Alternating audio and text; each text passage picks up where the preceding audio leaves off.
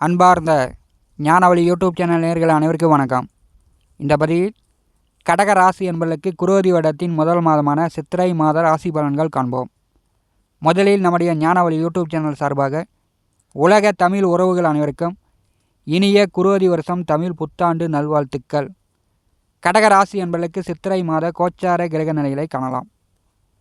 இந்த சித்திரை மாதம் புதன், சுக்கிரன், செவ்வாய், வருட கிரகமான குரு, 4 கிரகங்கள் வெவ்வேறு வீடுகளுக்கு பெயர்ச்சியாகிறார்கள். மேச ராசியில் சூரிய பகவான் அதி உச்சபலத்தில் சஞ்சாரம் செய்கிறார். திருவாதிரை நட்சத்திரம் மிதுன ராசியிலிருந்து சந்திர பகவான் சித்திரை மாதத்தை தொடங்கி வைக்கிறார். கும்பராசியில் சனி, மீனராசியில் ராகு, கன்னி ராசியில் கேது. 9 நகரங்கள் மூலம் வாக்கிய பஞ்சாங்கப்படி சித்திரை மாத ராசி பலன்கள் கடகராசி என்பதற்கு காண்போம். நம்முடைய ஞானவழி யூடியூப் சேனலை பார்த்து கொண்டிருக்கக்கூடிய அன்பர்கள், இதுவரை சப்ஸ்கிரைப் செய்யாத அன்பர்கள் மறக்காமல் நம்முடைய சேனலை சப்ஸ்கிரைப் செய்து கொடுக்க இருக்கின்ற ஆல் பட்டனை அழுத்திங்க. நன்றி.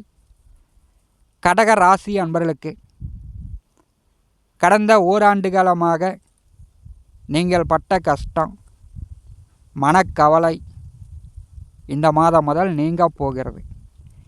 இனிமேலேருந்து சந்தோஷம், மகிழ்ச்சி குடும்பத்தில் நிலவ போகிறது. தனம், வாக்கு, குடும்பஸ்தானாதிபதி சூரியன் சித்திரை மாதம் 1 முதல் 30 வரை தொழில்ஸ்தானமான 10வது வீட்டிலே குருவுடன் கூட்டணி சேர்ந்து சஞ்சாரம் செய்கிறார். 10ஆம் வீட்டிலே குரு பகவான் வரும்போது இந்த வருடம் சனி பகவான் பார்வையில் குரு, சூரியன் 2 கிரகங்கள் அமர்ந்திருக்கும் பொழுது ஆன்மீக வழியில் தெய்வ காரியங்களுக்கு, கோயில் கும்பாபிஷேகத்திற்கு, கோயில் திருவிழாவிற்கு, தான தர்மங்களுக்கு உதவிகள் செய்யக்கூடிய நிலை இந்த சித்திரை மாதம் கடகராசி என்பதற்கு ஏற்படும்.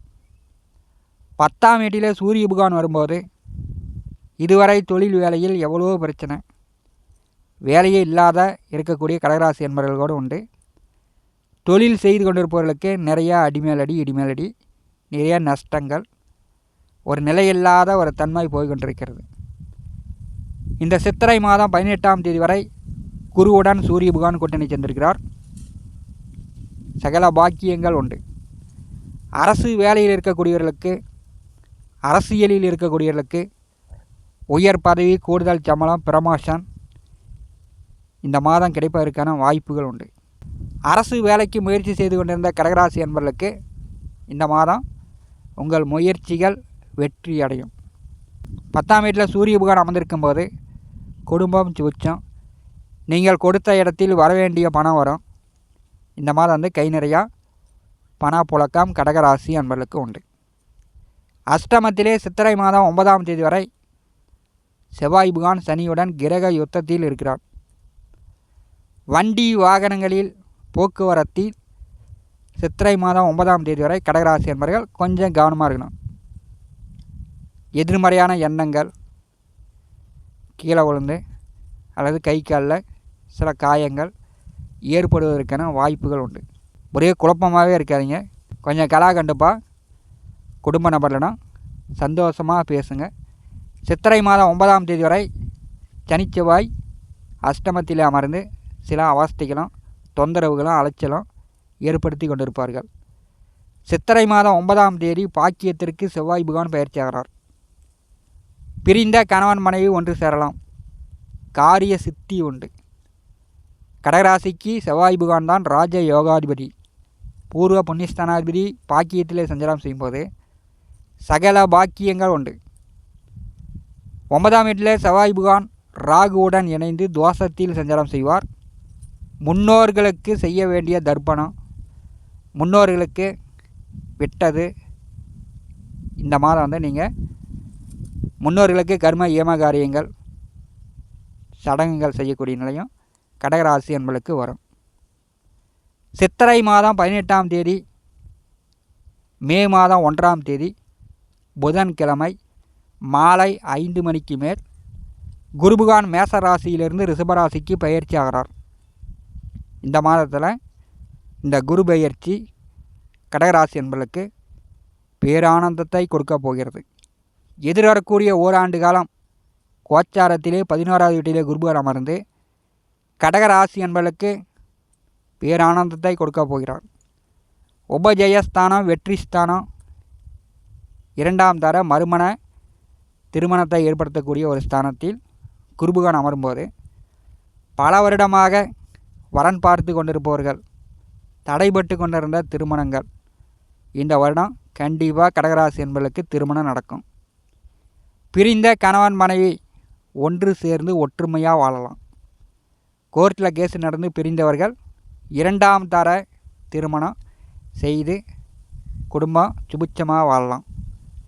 11ஆம் இடம் என்பது லாபம். கடந்த ஓராண்டு காலமாக விவசாயம் முதல் விஞ்ஞானம் வரை அனைத்து தொழில் வேலையும் நஷ்டங்களை சந்தித்தது. எதிர்வரக்கூடிய ஓராண்டு காலம் சித்திரை மாதம் 18ஆம் தேதி முதல் தன லாபம். உங்களுடைய வேலையும் உங்களுடைய தொழிலும் பணத்தை வாரி வாரி வழங்கப் போகிறது. கட்டுக்கட்டாக கை நிறையா நீங்கள் நினைத்ததற்கு மேலாக பணம் சம்பாதித்து நகை ஆபரணம் எடுத்து குடும்பத்தில் சுபகாரியங்கள் செய்து